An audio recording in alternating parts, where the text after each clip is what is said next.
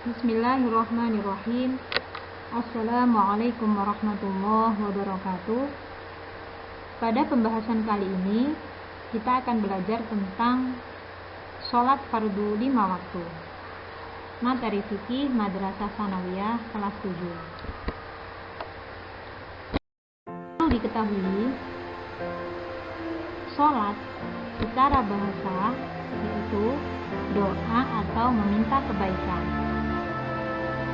Sedangkan sholat secara istilah atau secara terminologi adalah sholat merupakan semua perkataan dan perbuatan tertentu yang dimulai dari takbir dan diakhiri dengan salam dengan syarat dan rukun tertentu. Dasar hukum dalam sholat fardu 5 waktu yakni dalam Al-Quran Surat An-Nisa ayat 103 yang berbunyi A'udzu billahi minasyaitonir rajim. Innas sholata kanat 'alal mu'minina kitaban mawqutan.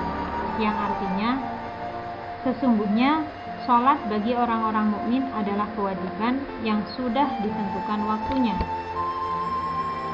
Dalam hadis juga dijelaskan Buniyal Islamu ala khamsin syahadatu an la ilaha illallah wa anna muhammadar rasulullah wa iqamis shalah wa ita'iz zakah wal haji wa shaumi ramadan.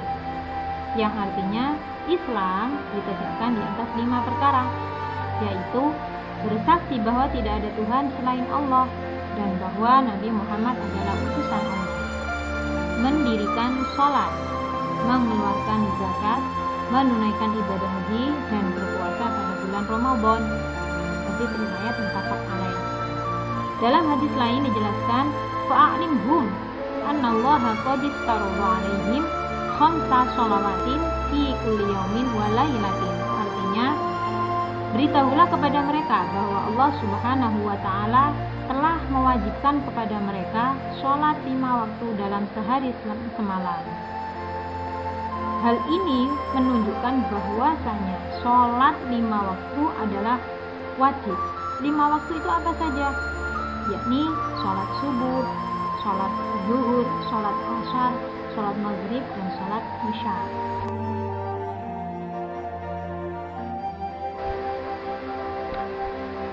Dalam pelaksanaan sholat, tentunya kita harus mengetahui yang namanya syarat.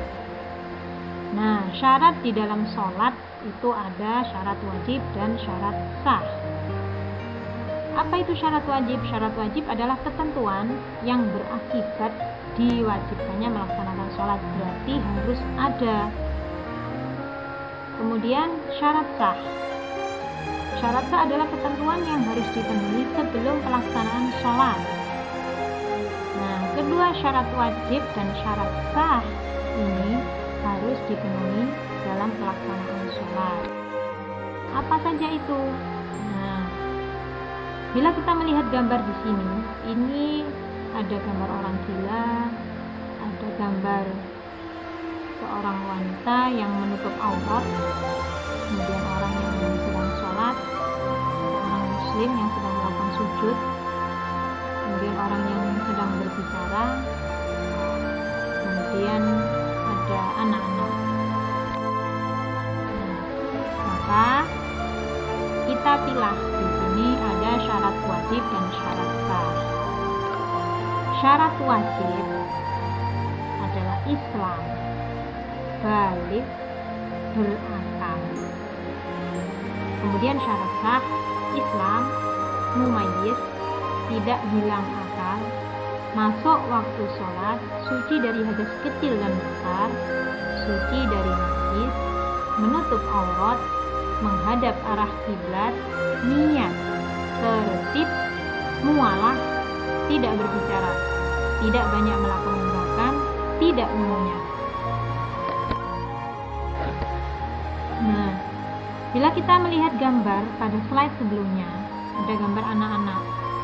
Bagaimana hukum sholat bagi seorang anak? Nah, dalam sebuah hadis yang diriwayatkan Abu Daud, Rasulullah bersabda, perintahlah anak-anakmu agar mendirikan melaksanakan sholat tatkala mereka telah berumur 7 tahun, dan pukullah karenanya tatkala mereka telah berumur 10 tahun. Nah, hal ini menandakan bahwa sholat bagi anak itu boleh. Bahkan ketika mereka masih berumur 7 tahun, maka hanya diperintah, hanya diajak, hanya disuruh, tidak sampai batasan kita memukul. Nah, ketika dia berumur 10 tahun, maka kewajiban itu harus dilaksanakan. Ya, harus dilaksanakan, maka kewajiban kita adalah memukul. Artinya tidak hanya memerintah, tapi mengajak dan memerintah. Kalau tidak ya dipukul. Karena hal ini menandakan bahwasanya sholat perlu dikenalkan kepada anak sejak usia dini.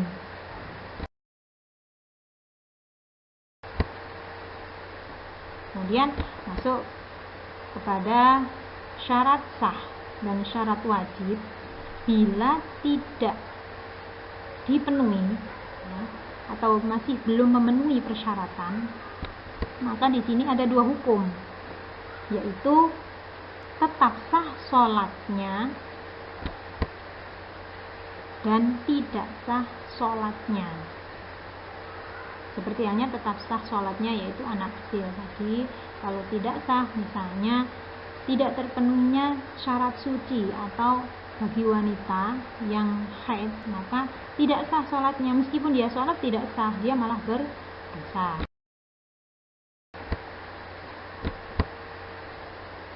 Nah, pada pembahasan kali ini menjelaskan tentang hal-hal yang membatalkan sholat. Apa saja itu? Berbicara dengan sengaja, banyak gerak, datangnya hadas kecil maupun besar di tengah-tengah sholat, menempelnya najis yang tidak dimakfu pada badan, pakaian, dan tempat sholat, terbukanya aurat dengan sengaja, berubahnya niat, membelakangi kiblat, makan dan minum sedikit ataupun banyak, tertawa, murtad.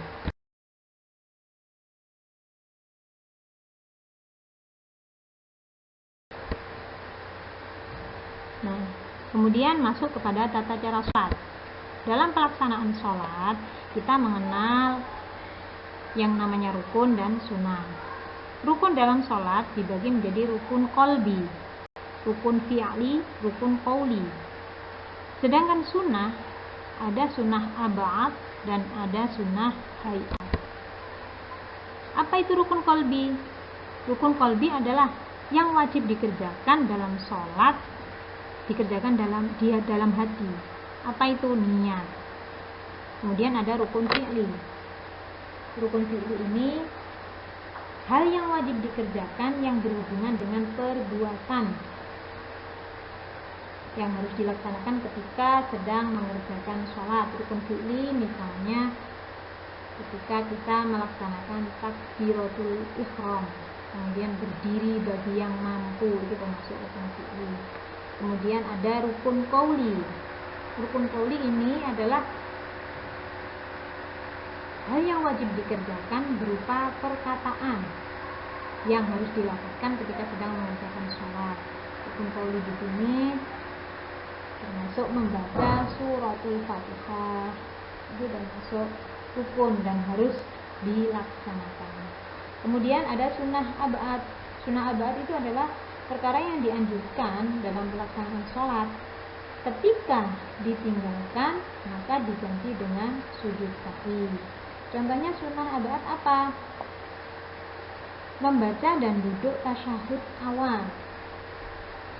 Kemudian membaca sholawat kepada Nabi pada tasyahud awal dan tasyahud akhir.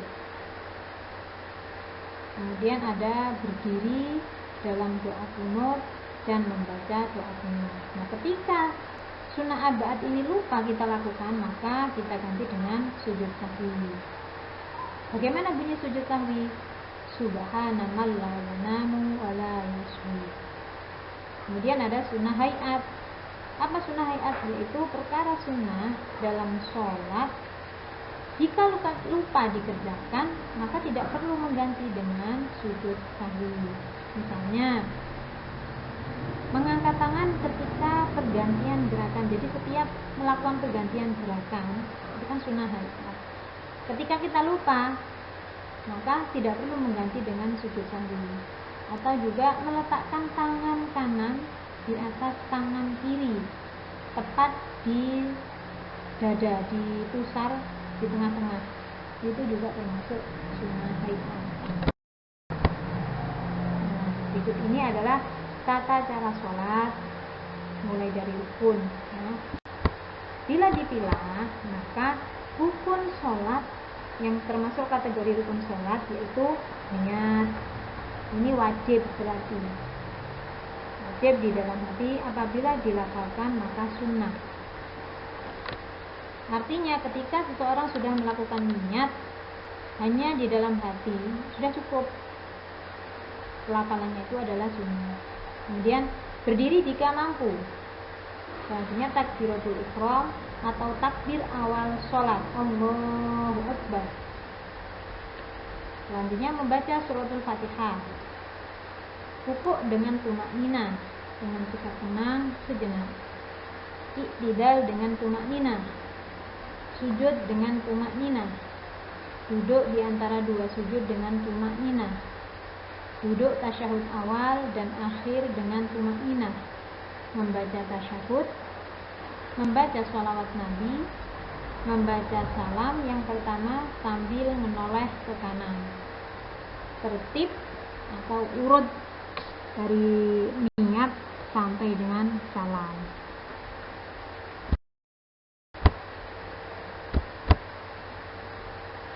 Nah, yang membedakan ketika pelaksanaan rukun antara laki-laki dan perempuan, nah, rukuk dan sujud.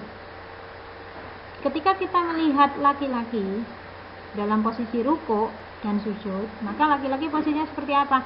Merenggangkan antara siku dari kedua lambungnya dan mengangkat perut agar menjauh dari paha. Jadi agak direnggangkan. Sedangkan perempuan ketika posisi rukuk dan sujud merapatkan bagian yang direnggangkan. Artinya tangannya dirapatkan, perut dirapatkan menempel kedua paha. Ketika sujud dan rukuk, kedua lututnya saling menempel. Nah, bedanya di situ. Kalau laki-laki direnggangkan, kalau perempuan dirapatkan. Dari cara membaca bacaan sholat, bila laki-laki mengeraskan suara bacaannya pada sholat jahriyah. Sholat jahriyah itu adalah sholat yang bacaan sholatnya dikeraskan, misalnya seperti sholat maghrib, sholat isya, sholat subuh. Dan membaca rendah pada sholat sirriyah. Sholat sirriyah misalnya seperti sholat zuhur dan sholat asar. Bagi perempuan seperti apa? Beda lagi. Sholat yang dilakukan di sekitar laki-laki lain bukan mahram, maka suaranya harus direndahkan, karena aurat perempuan itu termasuk suaranya. Tidak hanya aurat dari yang ada dalam sholat, tetapi suara juga termasuk aurat bila di sekitar laki-laki.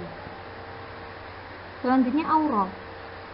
Dalam sholat minimal harus menutup anggota tubuh antara pusar hingga kedua lutut. Itu bagi laki-laki. Bila ada seorang laki-laki melaksanakan sholat hanya sebatas menutup antara baina surrah wa rukbah, antara pusar dengan lutut, cukup menutup itu saja, maka sholatnya tetap dianggap sah, meskipun dari pusar ke atas tidak pakai baju, kemudian dari lutut ke bawah artinya pakai celana pendek, cukup. Namun hal ini bertentangan dengan etika, apakah pantas atau tidak ketika kita menghadap Allah. Kemudian bagi perempuan, seluruh anggota badan kecuali wajah dan dua telapak tangan.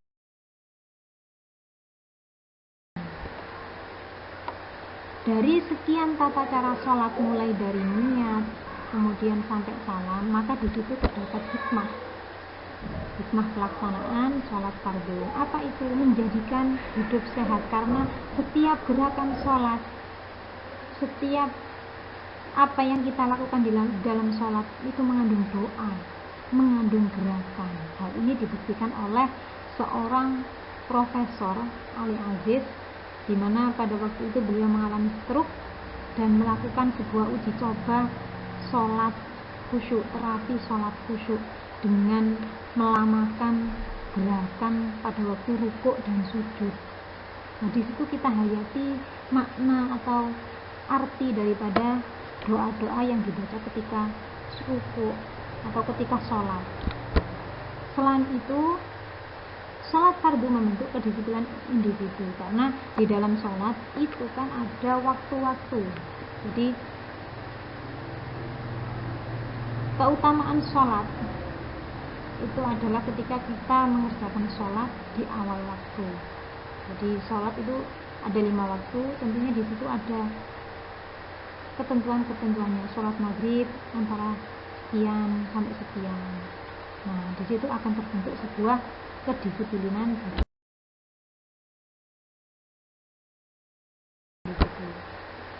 Nah, di sini kita mengingatkan tentang syair sholat.